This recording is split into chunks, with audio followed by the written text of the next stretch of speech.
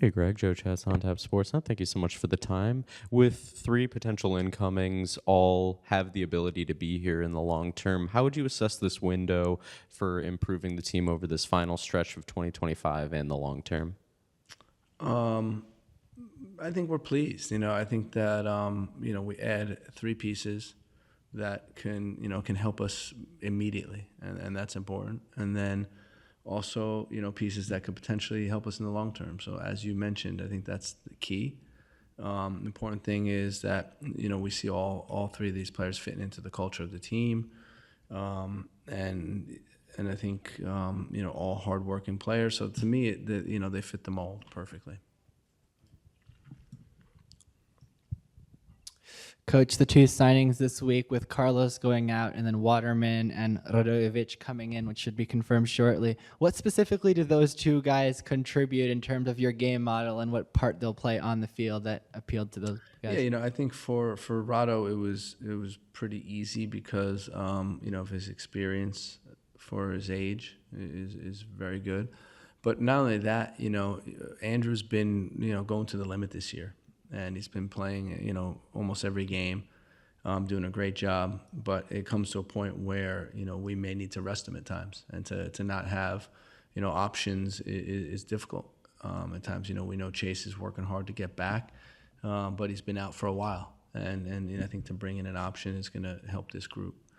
And then with Joel, it was no secret that our back line has struggled throughout the year with consistency, and we want to try to improve that. So we bring in a left back and a center back, and I think Carlos was a fantastic guy, fantastic player. I think one of the issues was just his injury record and not being able to play enough. If he's healthy and on the field, he's a great player. Just didn't happen enough throughout his time here. So for him, a new start, a fresh start, I think is going to be helpful to clear his mind and really start attacking his career because he's a great player. Follow up. In Montreal, Waterman had a lot of responsibility to be one of the leaders of the team. He was the vice captain there. Do you think that having less of that responsibility where he can focus more on his game is going to help him here and getting the best out of himself? No, I mean, I think every player has a responsibility to lead in some aspect, right? So, it will be no different here. Anytime you're on the field, you have an opportunity to help others, communicate, the basics, and so we'll expect that out of him, expect that from him here as well. But I think when you have a Canadian national team player, someone who has prospects of playing in the next World Cup, and I think that's important. It's important for the club. I think also important for him, to focus on this next 12 months. Tim Hotze, Man in Red 97. So it's almost a meme in MLS that you can never have too much center back depth.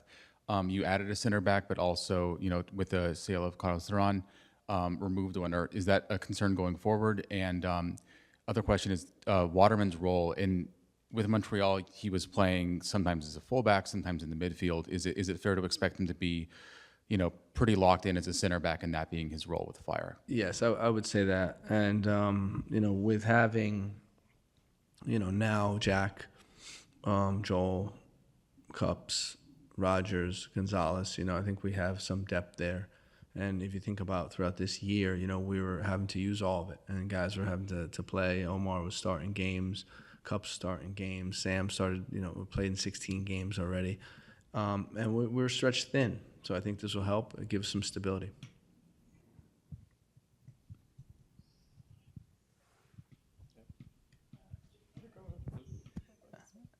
Building on that, do you have any concern that there's maybe less of a pathway for minutes for Christopher Cups going forward in terms of his development, knowing that you've signed a center back now when this could have been an opportunity for him to come in and be a starter? I don't think so. I don't think the idea is that we count on Chris playing 34 games in a season for the next season or even this season. For him, we want to get him opportunities. We will give him opportunities. He's earned opportunities, but I think to rely on a 17-year-old to carry the bulk of the weight in Major League Soccer is difficult. and so we don't want for him to have that burden. And I think for us, it's about him earning opportunities, him performing well, and then trying to get on the field more often. I guess one more on Christopher. Is there any consideration that you've given to letting him go to the U17 World Cup if he's called up to that, and also Sergio Ortel to the U20 World Cup if he's selected for that? I think we'll cross that bridge when we come to it. I think it's way too early to see.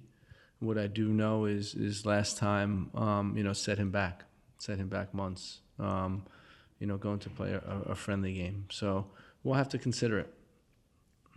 We'll go Tim, and then Jim on Zoom. Greg, just curious about your thoughts on the impact of next week's game being moved to September now. It'll provide you guys some time off, I assume, next week, but just creating more congestion for you guys, even though it's not really a congested time of the year for you guys at the end of September. Yeah, it's not. It will give us 1 week where we'll have 3 games in a week, right? And, the team has shown we can navigate through those weeks. So it won't be a problem. We were, made aware of it last week of the possibility, and it's things you have to deal with. Hopefully it will be a couple degrees cooler in Miami a month later, but you never know. Switching topics to the game that's being played this Saturday. Philadelphia, obviously. Thank you. Sooner or later, somebody had to do it. Philadelphia, like Chester's never a pleasant place to play. They do their best to make sure of that. The team has been playing with a lot of intensity this year under Bradley Carnell. Had a 1-0 loss to them earlier off a penalty in a closely fought game. What are you expecting from Philadelphia, and could we see the debut of Franco and Waterman? We got a guest there, huh? Eric Garrick is making an appearance here, guys. No, I think they're a very good team. I've always loved playing in Chester. I love the fans. I love how they get after it. They get after you. They get after the team. They make it a hostile environment. I think that's great. But the reality is we're playing, one of the top teams in our conference, and we're playing them away. And we want to go and show that we can, compete with these teams. And we're, really disappointed with the result when we played them the first time. I didn't think we played up to our ability. Give them credit for making it difficult for us, but we're excited about this possibility in Philly. We know it's a good team, but we're relishing it.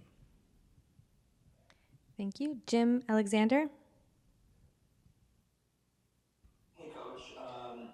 Going into this transfer market, was the defense the big part for you to get accomplished, to revamp it? And now do you feel it could be the strength of the team moving forward with having guys that are captains like Elliott and Waterman, and just sort of giving you an exhale that back line is now, with veterans and guys that have also youth and it's something that could be a strength of the team going forward. The goal was just try to make the team incrementally better, and we think we did that with Andre Franco, Rado, and Joel. And so for us, if we had the right, profile in any position, we were willing to move on it. But I think the back line was an area of focus just based on, what we've experienced the first 25 games of the season. So we did look to address some of the open spots on the back line, and then we'll go from there.